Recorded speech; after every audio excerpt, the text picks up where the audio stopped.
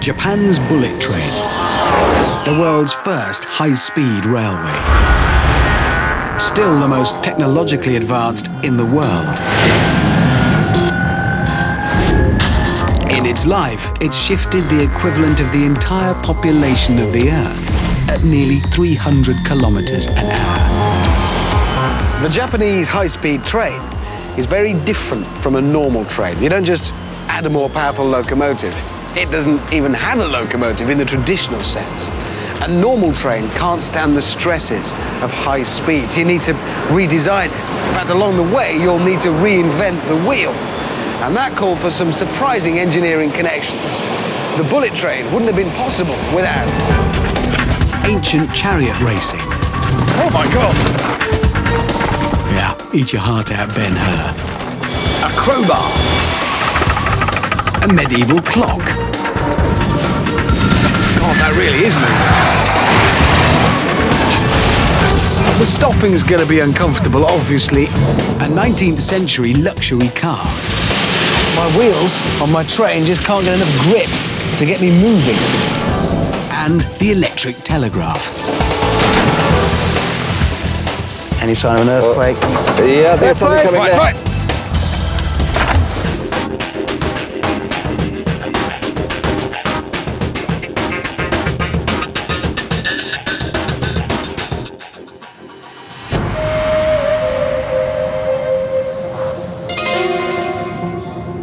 Japan, a rugged, mountainous land. Most of the population is squeezed into some of the largest cities on the planet. Getting around the country is a challenge. Space for roads is restricted, and to move all the travelers by air, 3 jumbo jets would have to take off every 5 minutes. So the Japanese chose the train for mass transport. They transformed the humble train into an iconic and sophisticated engineering marvel.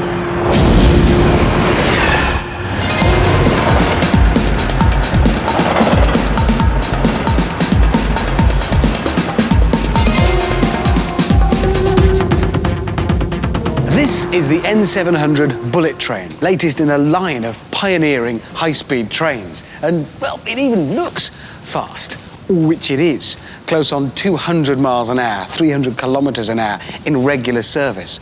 But if you think it's all about what happens here at the pointy end, you'd be wrong. It's much more radical than that. The whole thing is a system designed to get up to speed, then to corner safely and comfortably, even to stop automatically if there's an earthquake. It is quite a train. How do you turn a normal train into a bullet train? It starts with the simplest thing: the shape of the wheels. You would think the one place where a wheeled vehicle would have no problems at all is a straight piece of track like this. I mean, you've got wheels, rails, no bends. What can possibly go wrong? In fact, everything can go wrong if the wheels are the wrong shape. I mean, it's still round. Round is good in a wheel. But it's the part that touches the track here that makes contact. That is absolutely critical. Without the help of a medieval clock, a high-speed train could simply throw itself off the rails. No need to take my word for it, because I've brought my very own carriage to the Hammond Railway's proving ground for its inaugural journey to test its wheels.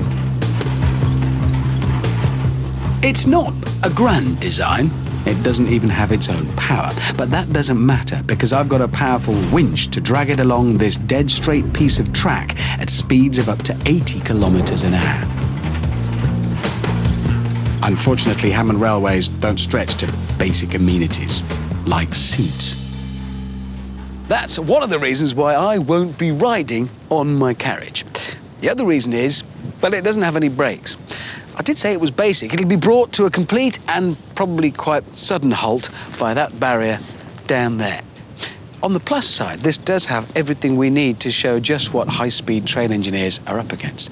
Namely, we've fitted it with these train-style wheels. They're exaggerated, yes, but just like real train wheels, they're conical, angled where they rest on the track. They might look pretty odd, but according to Paul Allen, an expert in wheel dynamics, they'll show clearly what happens to real trains travelling at speed. Finally, Hammond Rail is offering a feature never before seen on trains: basketballs on poles. They'll show how the carriage moves.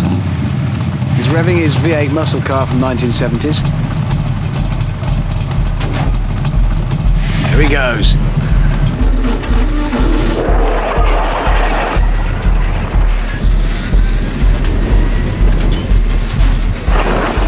As it speeds down the track at about 65 kilometers an hour, the carriage starts rocking from side to side.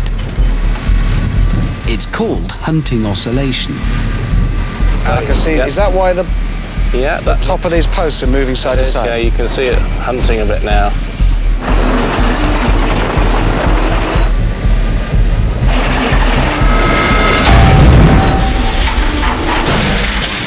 That's not gone at all well for it, has it? That's a bad thing. The kind of thing you need to avoid in a real train. And this isn't just a problem for Hammond Rail. Real trains have derailed on straight track, and the repeated sideways movement can also damage the track itself, like this one in Germany. Wobbling along a dead straight track is the fault of those cone-shaped wheels. So they don't seem like such a good idea. Why aren't they flat? The problem with flat wheels is we need to get round a curve. Yeah. So if we try and do that with flat wheels, Right. I've got my flat wheel here. We run it down the track. See, it works. It doesn't work. It doesn't not so work. much. Yes, but we all know train wheels, they're round, but then they have like a flange on them that keeps them in the track. Flanges are the metal lips that sit down the side of the tracks. We could put flanges on the wheels, but the trouble is then the wheels will be guided around the curve purely on these flanges, and we'll wear them out, and we'll wear the sides of the rails out, and it'll all be wrecked. Very quickly. Very quickly, yes. So, it's back to those conical wheels. Someone clever came along and thought, well, if we put some cone angles, then we might be able to get this to go around a curve. Go on then. Somebody came up with this. Okay. So it's off, that's where the other one got to. And it's just, well, it works. It works. Clearly. And that's just its shape Exactly, that's yes. sending it round. A cone rolling on its side turns in a circle, and train wheels use this principle. As it goes round a bend, the train is thrown out, and the outside wheel effectively gets bigger, making a sort of cone which turns the train. But because conical wheels can effectively change size, they can make trains unstable, even on straight track, causing that hunting oscillation we saw, especially at bullet train type speeds. The solution is an engineering compromise. So what we try and do is we get just the right amount of cone angle to get us around the curves we need to get round, but no more than that. So there will be an optimum amount of slope, cone, Yes. for a train that's going to go faster. Yes, so very high-speed trains have very low amounts of cone angle or conicity, and slower trains have much more conicity. So the slope on a conventional train wheel is flattened for the bullet train. The angle is halved. Each wheel is precision machined to the perfect angle. And what's good enough for a bullet train is good enough for Hammond Rail. I'm exchanging my extreme conical wheels for flatter ones. I've also added some weight to try and stop it derailing again. Here he goes.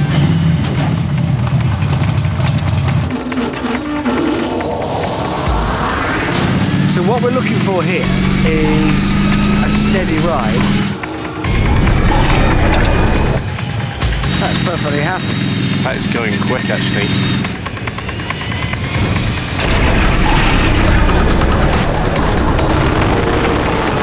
God, that really is moving.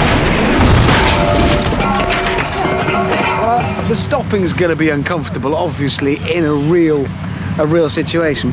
The flatter wheels have eliminated hunting oscillation. Look how steady the basketball telltales are. My carriage travels straight and true on the rails, which means it can go really fast. but still nowhere near as fast as a bullet train. For those kinds of speeds, the engineers couldn't just rely on flatter wheels to avoid hunting oscillation. They needed a two-part solution, the second part of which lay at the heart of a medieval clock. Before clocks were invented, time was pretty fluid, but medieval monks wanted regular prayer times. They needed precise clocks. And that particular prayer was answered for them around the middle of the 15th century with the invention of a new type of clock. And the device that transformed clockmaking, monastic life, and ultimately the bullet train was this, the coiled spring. And there's one in here, in this clock as well. All it does, as you wind it, it coils itself around itself tighter and tighter, and that's storing energy. Then as it unwinds itself slowly, that energy is released, and it's that energy that's used to turn the gears and cogs that turn the hands and tell us the time. And with a little bit of tweaking, this horological motor would go on to help solve the problem of hunting oscillation on the bullet train. Because coiled springs are also good for suspension systems. By stretching and squashing, they smooth out bumps in the road, as car mechanics discovered in the early 20th century. And train engineers adopted the same idea. Coiled springs, in fact, are particularly good for trains because they don't just absorb up and down motion, they also dampen side-to-side rocking. On the bullet train, coiled springs absorb the energy of the hunting oscillation. Stiffer springs absorb more energy, so they dampen the sideways movement, so the train can't rock as violently. Right, they are actually building trains here, so I'll get out of their way. Thanks to some punctual monks and clever watchmakers, the engineers were able to design a train undercarriage that stops it hunting, shaking from side to side at high speeds. With flatter wheels, the train rolls so straight that it wears an almost perfect line along the rails. The machining of the wheels is the beginning of the journey for the bullet train. It ends up like this, a brand new bullet train. And once built, it's ready to take its first high-speed journey.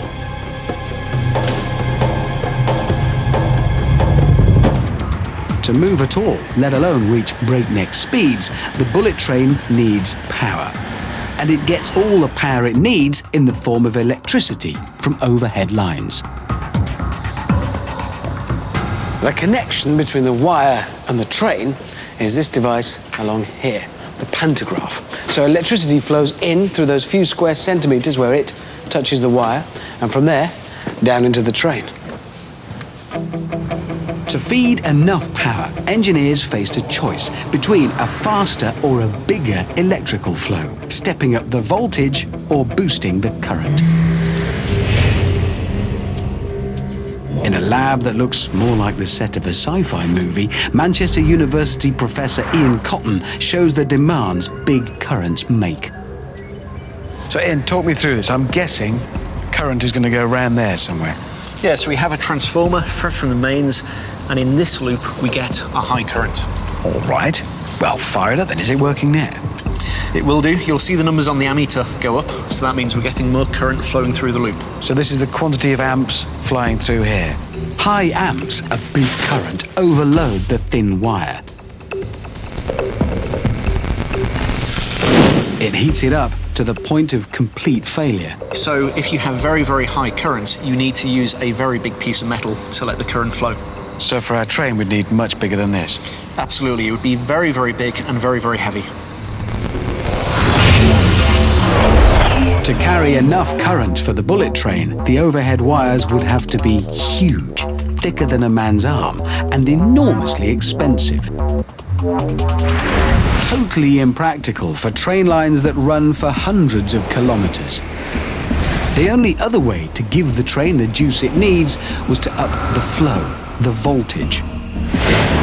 Train lines usually carry 1,500 or 3,000 volts, nowhere near enough for a bullet train, so the engineers increased it to 25,000 volts.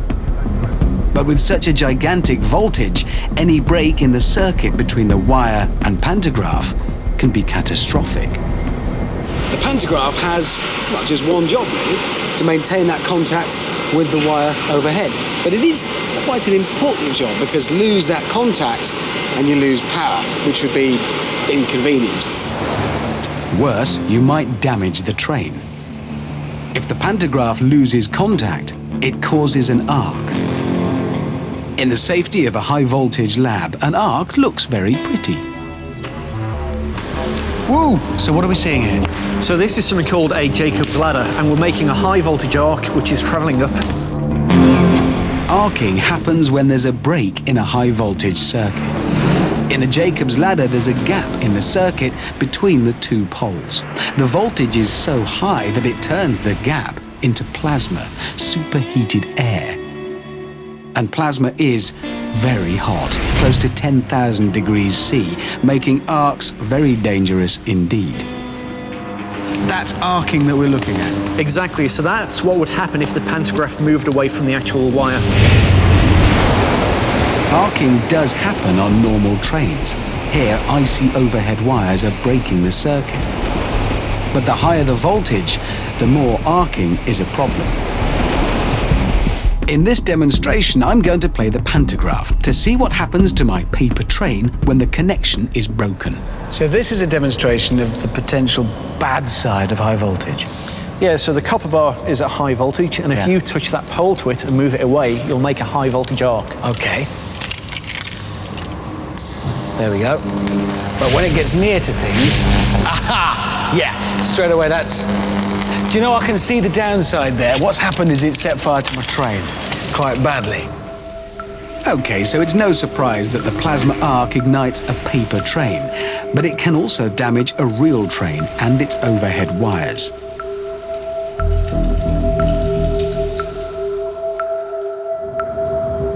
To prevent damage that could take whole lines out of action, the engineers needed a pantograph that would not lose contact with the overhead wire. And the key to their solution lies in this. It's just a crowbar. Well, a lever. And used in the right way, it can keep the pantograph pressing against the wire no matter what. Which is a good thing, because you really don't want to mess about with dodgy connections and massively powerful electrical supplies. Levers are essentially pretty simple devices. There's something long, like this, that pivots around a fulcrum, like that. The longer the lever, the more it can lift. So, to move something heavy like this anvil, I'm going to need a longer lever. Yeah, that should do the job.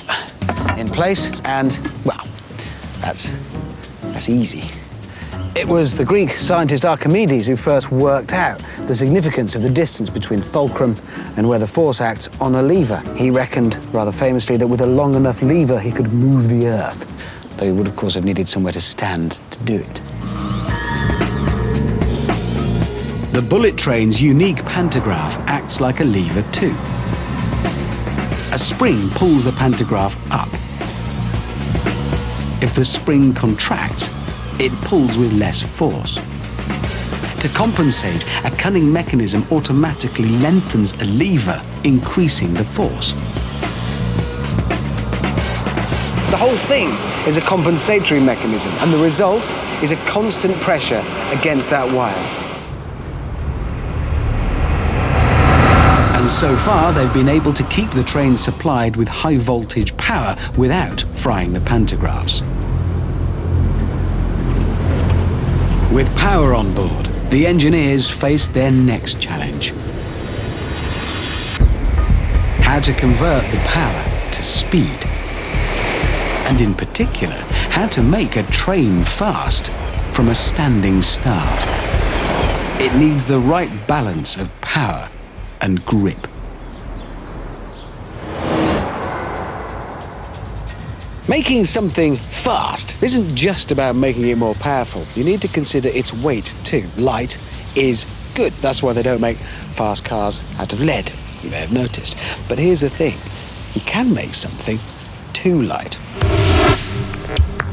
If a vehicle's too light, it can't grip the ground enough to get traction, which is how things like cars and trains turn engine power into movement. Without traction, you're not going anywhere, no matter how big your engine. To demonstrate, I've created my own train and a very slippery track for it to run on.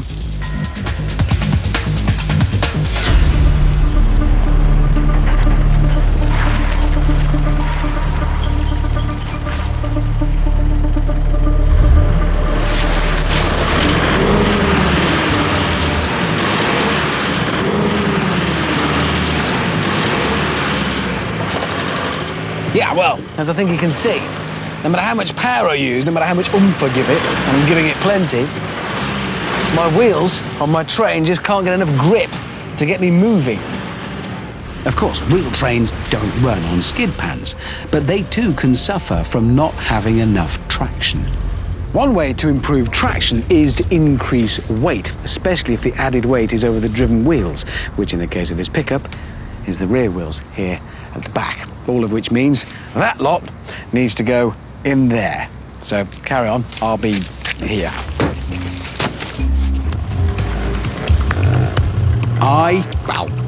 We have added about half a ton above the rear axle.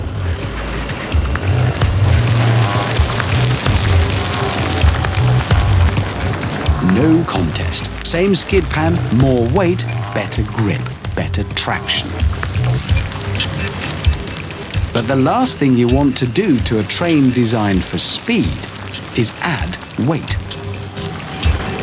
Instead, bullet train engineers found the solution to their traction problems in an early luxury racing car, the Lohner Porsche. In 1899, Ferdinand Porsche, that Porsche, designed a pioneering car in which each wheel was driven by a separate motor, the first four-wheel drive. And as off-roaders the world over know, with more driven wheels, you get better traction. I'm going to need to modify this vehicle.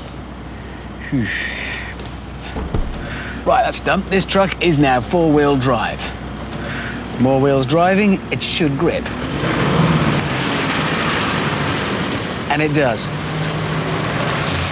Making all four wheels driven means better traction without added weight.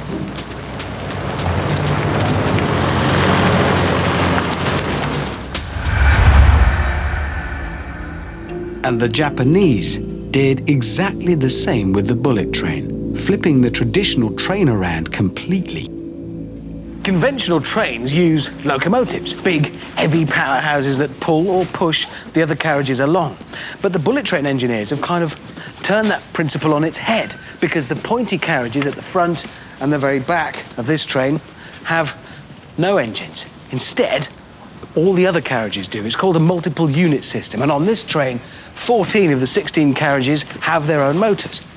In here, each motor drives two wheels, so it is, by my reckoning, 112-wheel drive. Good traction without the extra weight means it can accelerate suitably quickly for a bullet train. All thanks to a 19th century 4x4. The next challenge for the engineers was how to keep that speed up round corners. Cornering too fast is a problem for any vehicle.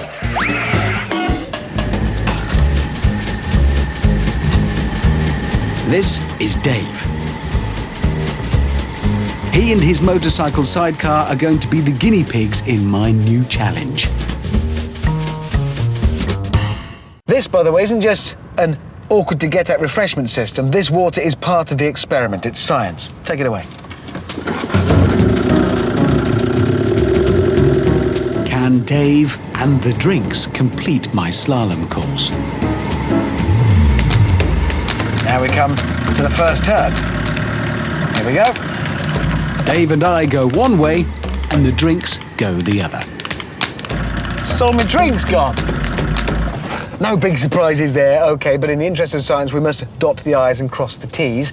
We all know the feeling, if you've ever been around any sort of corner at speed, when you feel you're being pushed to the side. It's called centrifugal force, and basically it's because your body as an object, wants to carry on going in a straight line, but the car, or bike, is pulling you that way. So relative to it, you feel a force throwing you that way. And centrifugal force can have deadly consequences. In Osaka in 2005, a commuter train took a bend too fast and flew off the tracks. 107 people died.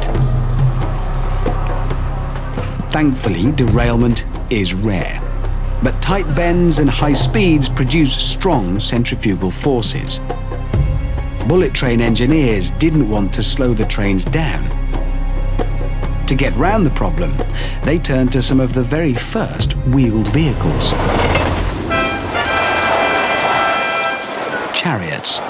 This is not Ancient charioteers knew how to corner quickly without flying off track, and so did their modern counterparts.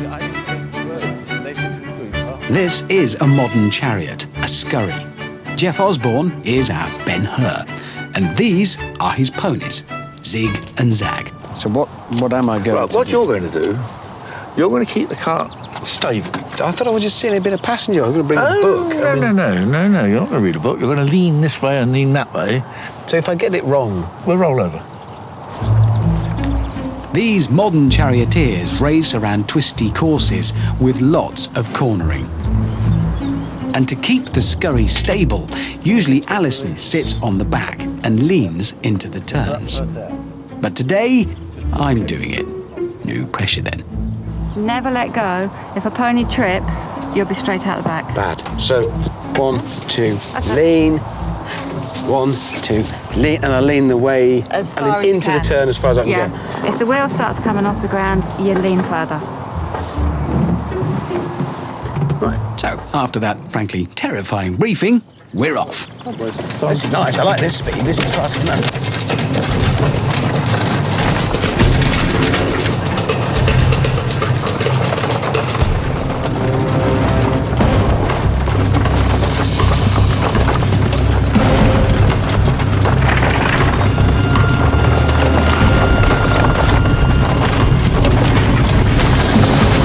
Leaning into bends reduces the centrifugal force that pushes us outwards.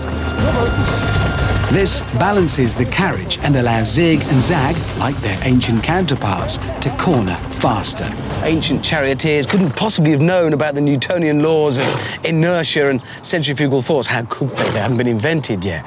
But somehow they instinctively knew that leaning helps you turn faster.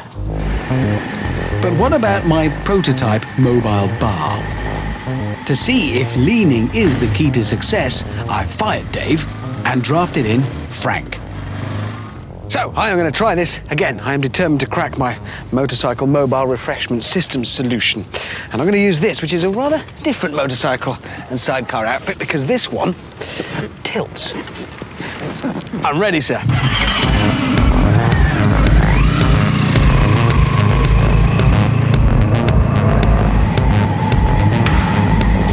This sidecar tilts instantly and effortlessly as it corners, keeping my drinks firmly in place. That is astonishing! Ben-Hur was clearly onto something, though I'm pretty sure he never foresaw its impact on mobile refreshment systems.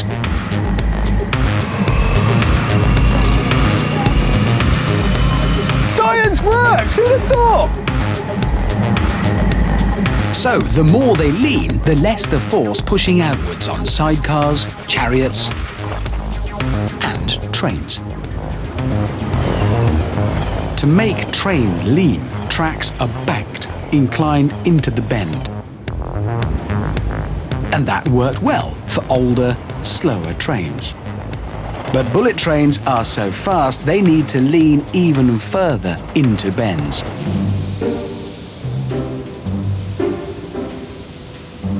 Which is where Ben-Hur comes to the rescue. Computer-controlled airbags under each carriage make the entire bullet train lean. As it corners, each section of the N700, the latest bullet train, tilts independently at just the right time and by just the right amount. On a real bullet train, the effect is quite noticeable, or in fact, it isn't.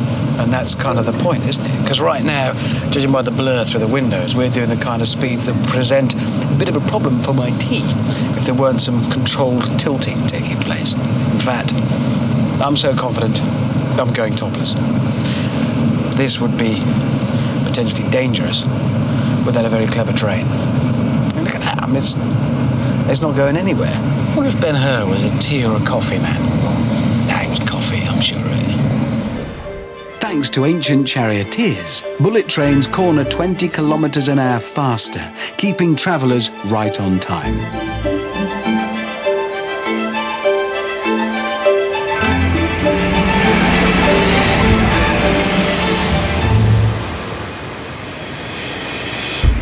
So bullet trains stay on track, along straights and around bends, as long as the track itself stays in place. But you can't bank on that here. All trains face a big problem in Japan: earthquakes. This is one of the most earthquake-prone lands on the planet. And the problem could be much worse at higher speeds because trains and passengers could potentially suffer much greater impacts. Equipping their high-speed trains to stay on track through an earthquake would be a particular challenge for the engineers. Japan is struck by around 900 quakes a year. In 1995, a large shock destroyed the city of Kobe, killing more than 6,000 people. And every 100 years or so, Tokyo has been shaken by an even more devastating quake. And now they're braced for the next one, which on past form could happen anytime soon. Of course, the thing that really worries railway engineers is the same earthquakes that topple tall buildings and rip up roads can derail trains. So it's good to know that thanks to the electric telegraph, there is a system in place to protect passengers on the bullet train. And now I'm going to just read my earthquake instructions again, just to be sure. Seek shelter under a table. It's glass.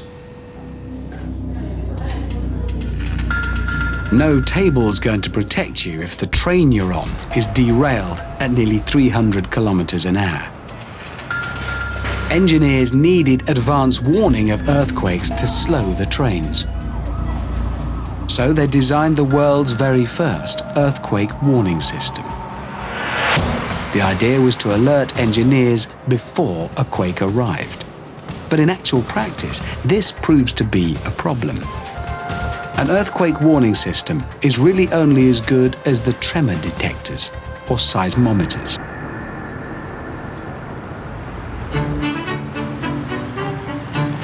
To understand the problem, we need an earthquake. And back in England, you can wait all day for one to come along. But according to earthquake expert Hugh Hunt, a lake and a large weight will replicate the key components of a seismic shock. And a precarious tower of blocks will play the part of its potential victim. Right, Hugh, we've assembled everything you asked for. We're in a boat on a small lake, and over there is a digger with a big weight in it. How's this an earthquake? Well, we can simulate an earthquake by dropping this lump of metal into the water, and it's going to create a wave. And in an earthquake, you've got waves in the ground. Hugh has set up a system to warn me of the quake before it strikes, so I can try to protect the tower. It all depends on this. That thing there is a seismometer. It measures motion. Hugh's seismometer should detect the quake and trigger a warning on his laptop.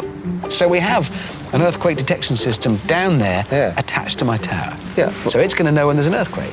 I'm going to use my earthquake detection system to tell you when you have to take action to protect the tower, right? So this is my earthquake That's the earthquake protection system. Okay, Richard, ready for an earthquake? Yeah, I am, yeah. Right, so I'm going to ignore the sound of a large weight dropping into the water 20 meters away from me. I won't move until Hugh's warning system detects the quake.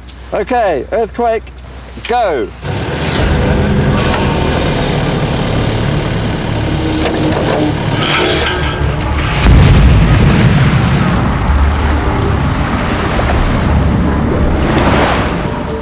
Any sign of an earthquake? Yeah, there's something coming there. Yeah. Do you see, the thing is... You're too slow. Well, how am I possibly going to... All you did was say there's an earthquake happening. Too slow. Well, there was an earthquake, then it fell over. Look, it went red here, okay. But I was with my protection system, I never used it. Red means earthquake, Richard, and you were just too slow. Yeah, clearly what we have there, then, is a problem.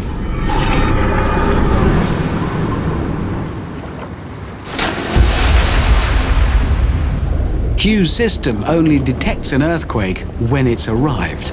Not much advance warning, not much good. Luckily for bullet train protection, earthquakes aren't quite as sneaky as this. They actually announce their arrival with small, fast-moving waves. And what they discovered back in 100 and something years ago was that there's two waves, a primary wave, which they called the P wave, and a secondary wave, which they called the S wave. The slower S waves are the destructive ones that topple cities and floating towers. They're what Hugh's seismometer detected, but too late to be a useful warning. The key to advance warning is to detect the faster P waves. But unfortunately, P waves are much smaller than S waves. You need a more sensitive seismometer. And for them, you need electromagnets, first used in the electric telegraph way back in 1837. This is a working model of a device that quite probably represents the very first use of electricity for, well, anything. And it's actually a machine used to communicate between railway stations. Central to it is electromagnetism. Behind the metal needles are coils of wire. Passing a current through a coil turns it into an electromagnet, which moves the needle. Reversing the current moves the needle in the opposite direction. If I pass a current through the coil, the needle moves. If I switch it and pass the current the other way, the polarity switches, the needle moves the other way. All I needed then was a map of letters, and you can point to them if I want to spell an H, or an I, or a K. If I want to do an E, point both needles. Hasn't got all the letters, there are only 20 on here, so it's an early form of texting. 150 years later, the electric telegraph has made way for mobiles and the internet, but electromagnets are still very useful. This isn't a telegraph machine, but obviously it's a crane, quite a big one. But the important bit is at the business end there, because it's an electromagnet.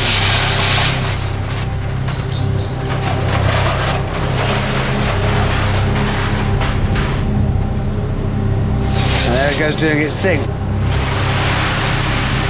Basically, this is just a magnet that can be on, or at the touch of a button, off. Suddenly it's no longer a magnet. But it isn't always that simple, because it can be a question of degree. It can be powerful or less powerful. You can vary this crane's lifting power. Small current, weak magnet, less lift. Up the current and you can shift large lumps of metal. But that's not all. You can measure changes in electromagnetism very accurately, and knowing how much force is being used is the key to protecting the bullet train. And, I hope, my tower from earthquakes.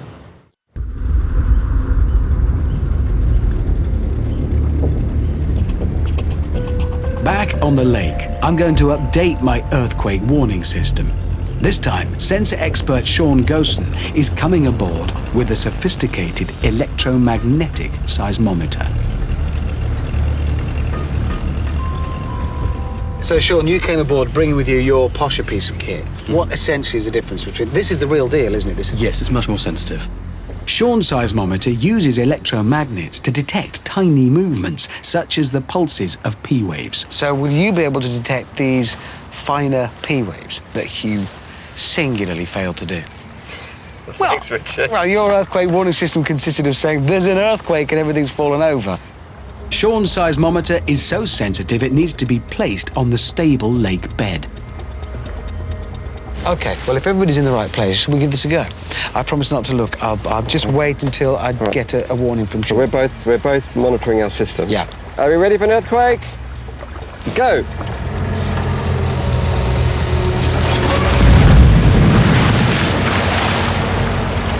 OK, Richard. I've deployed my system. That is an early warning. Look at that.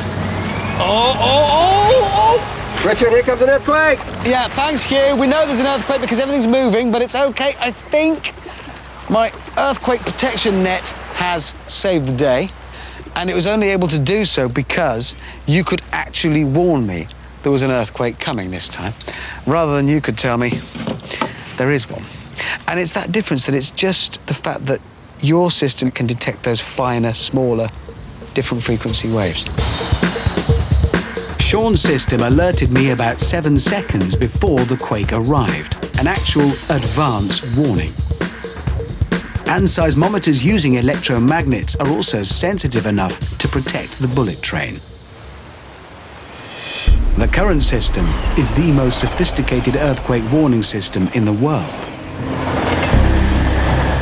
About 70 linked seismometers along the track and nearby map seismic activity. 2 seconds after detecting P waves, power is switched off and any train in the danger zone automatically brakes. For vehicles with a stopping distance of just over 3 kilometers, every second counts. In a 2004 quake, the system in place successfully stopped 4 bullet trains. But a 5th was too close to the epicenter and became the only bullet train ever to be derailed. In a constant quest for perfection, engineers have since developed a cutting-edge anti-derailment system. It's one of those simple but effective solutions. They've fitted an extra rail. So in the event of a train being caught too close to the epicenter of an earthquake for the P-wave system to detect it and warn the driver in time to slow it down, this is here to keep everything on track. Even when the ground moves violently, the wheels are held in place by the extra rails. As with every part of the bullet train, it's been exhaustively tested. To find out if their idea worked, the engineers built themselves, well, it's a model train set. Admittedly, the track doesn't go very far, but then it is built for a very specific purpose. This is a 1/5 scale replica of the real thing. And it has a feature that probably most model railway enthusiasts don't have on their set at home, an earthquake simulator. The lip of the wheel sits between the 2 rails, so even the really violent tremors can't shake this train off track. The special rails are currently being introduced along sections of the line. It really is an astonishing train. Fast, earthquake-proof, always on time, and beautiful too. Bullet train engineers have moved technology pioneered in Britain 200 years ago into the 21st century. Now, bullet train technology is being exported all over the world, even back to Britain. The bullet train really has led the way to a new global age of the train. China and America are committing to high-speed rail networks. And this remarkable, revolutionary train wouldn't have been possible without Ancient chariot racing, oh my God! a crowbar, a medieval clock. God, that really is moving. The stopping's going to be uncomfortable, obviously. A 19th century luxury car. My wheels on my train just can't get enough grip to get me moving. And the electric telegraph. Any sign of an earthquake? Yeah, there's something coming down.